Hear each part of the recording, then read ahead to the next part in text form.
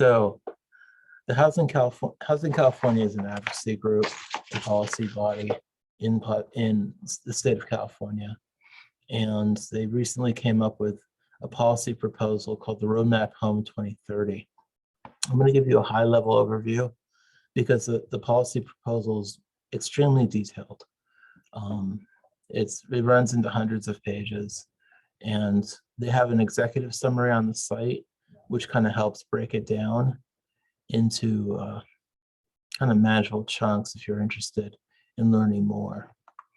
All right, so, all right. There we go. All right, so what is the Roadmap Home? It's Housing California's range of policy and program proposals to end homelessness in California by 2030. It's a long-term plan to create the future we want in California by building affordable homes, protecting low-income renters, ending homelessness, and ensuring racial equity. Now, all right, this is kind of a background. I don't think any of this will be new for anyone in this meeting, but I'll go over it anyway. Our current housing situation in California is made up of a lot of different parts, but they're all interconnected. The ultimate reason that there's so much homelessness in California is the shortage of affordable housing. Housing construction has not kept up with population growth, and there's a number of reasons for that. The high rental and purchase prices for housing is one of the factors in homelessness. To build new housing stock, the cost of the construction is really high. The estimate I heard recently was it's more than $400,000 to build a new unit per unit, and that depends on location and specific costs of that location, such as the cost of land, the cost of labor. If it was a federally funded project and has to pay prevailing wages to the construction workers. So construction prices depend on location. If water, sewer, electrical hookups need to be created, that adds costs. State building standards raise costs because you have to have solar panels and other regulations for green housing. Prevailing wage. There are fees for schools, fire, and police. And then there are legal costs. Sometimes neighbors don't want a project built, so they will sue to stop the project, and those lawsuits can last years. We had a project here in Auburn that took 15 years to get off the ground because of lawsuits from neighbors. All right. So another factor is zoning restrictions on construction density. And the state of California recently addressed this one. So up until this year, housing density in multifamily zones was limited as far as how many units could be built on a single spot of land, how high, like how many stories it could be. Those zoning restrictions have been changed by the state of California to ensure that greater density can be built in multifamily zones. Another factor in the homelessness and shortage of housing has been redlining, which is racially exclusionary zoning, where populations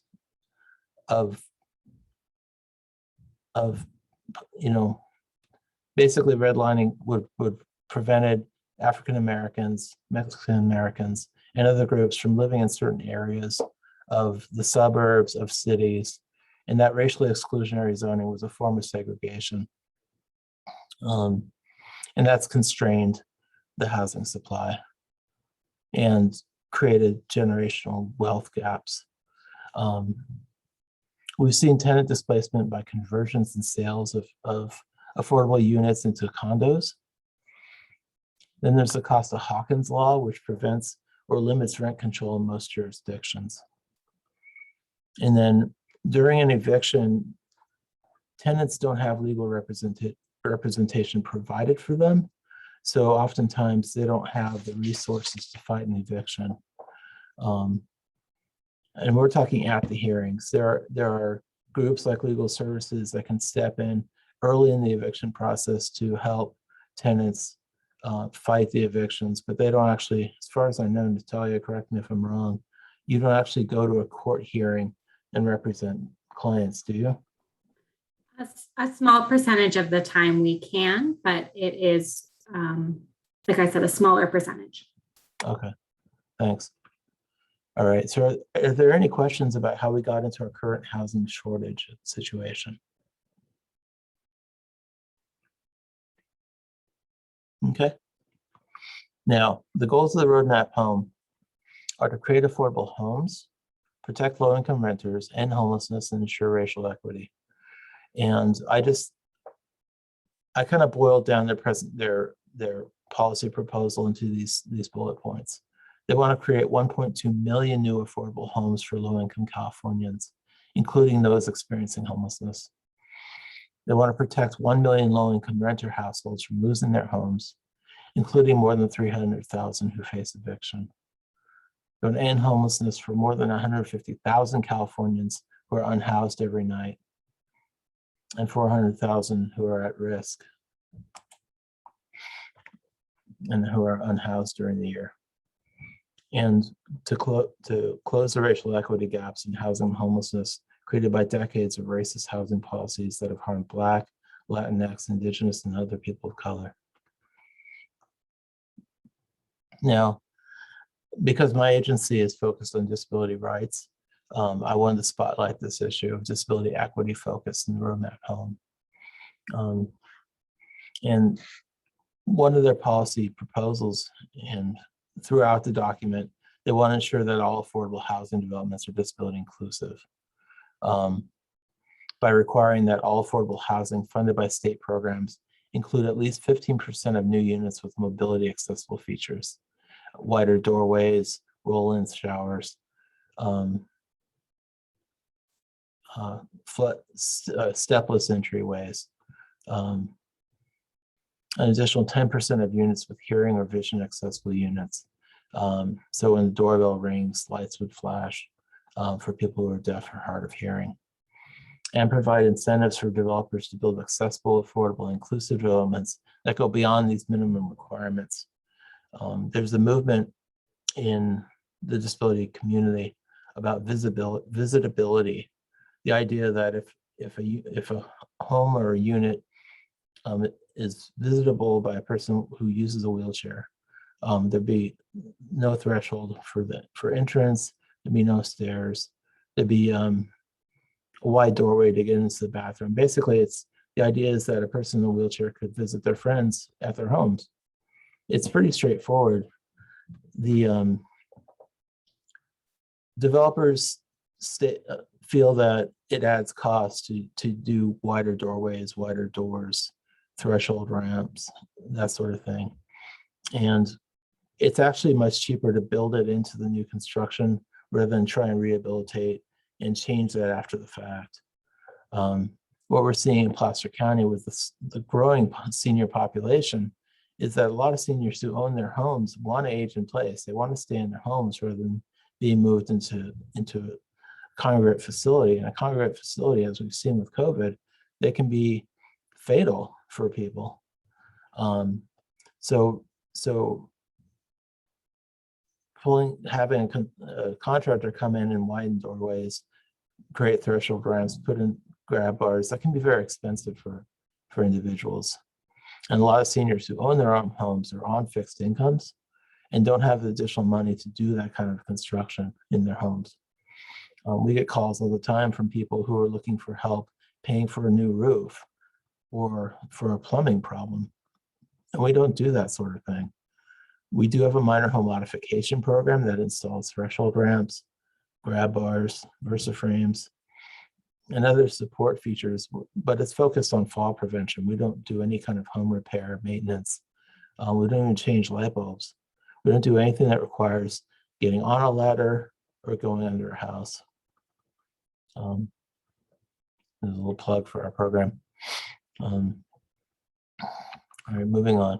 Closing the racial equity gaps in homelessness, housing, affordability, and stability, and home ownership. And these are some statistics about ownership. Black Californians comprise about 30% of all individuals experiencing homelessness. while only representing 6% of the state population. It's a huge disparity. American Indian or Alaska Native and Pacific Islander Californians are also overrepresented among individuals experiencing homelessness. Now, more than half of California households with a Black head of household, 54%, and about 4 in 10 Latinx, 46%, Pacific Islander, 42%, American Indian or Alaska Native, 39% households were paying more than 30% of their income towards housing costs, considered an unaffordable housing cost burden, compared to only about 1 in 3 whites and Asians, 36% and 35%. Homeownership data also shows significant racial equity gaps, reflecting in part a legacy of explicitly racist and discriminatory housing policies like redlining. 1 in 3 California households with a Black household head owns their own home, and somewhat more than 4 in 10 Pacific Islanders and Latinx households are homeowners, while more than half of American Indian or Alaska Natives and Asian households own their own homes. And the homeownership rate for white households is the highest, with almost 2/3, 63%, owning their homes, which is nearly twice the Black home ownership rate. Now, to close racial equity gaps, they have a number of proposed policies in all arenas in the roadmap. These include creating a statewide racial equity framework for investment of all funding sources, ensuring that solutions are grounded in and emerge from the experience of the most affected communities, so that this isn't a top-down solution, that feedback is gathered from the communities that are affected, and solutions that the communities identify are the ones that are put into place. This isn't some do-gooder coming in and telling people how to live and how to fix their problems. These are community-based, community-sourced solutions that the Roadmap Home wants to implement. They want to extend benefits and protections to Californians regardless of immigration status. And they want to use, develop, and publish disaggregated data to track and improve racial equity outcomes. So not attaching names, not attaching locations, but aggregate to see if racial equity outcomes are actually changing, if they're staying the same, or if they're getting worse. So these are some ideas about how we can take steps as advocates to mobilize our communities. We can educate consumers about the issues surrounding fair housing and affordable housing shortage. And these are some of the solutions I came up for Advocacy Network. Talking about public speaker training for people who are affected by the shortage of housing, people who are currently homeless or have been homeless. A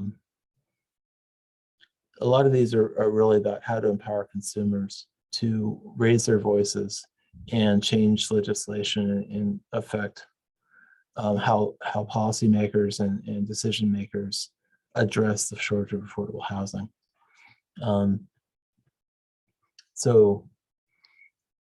These suggestions are all about consumer empowerment, how to write to legislators, accompanying consumers to public meetings, encouraging them to become members of boards, commissions, task forces, and advisory groups, and subscribing to housing newsletters to stay informed, like the National Low Income Housing Coalition. Housing California has a couple different groups, including the Resident United Network, which is a tenant-based advocacy organization, and then Housing Now.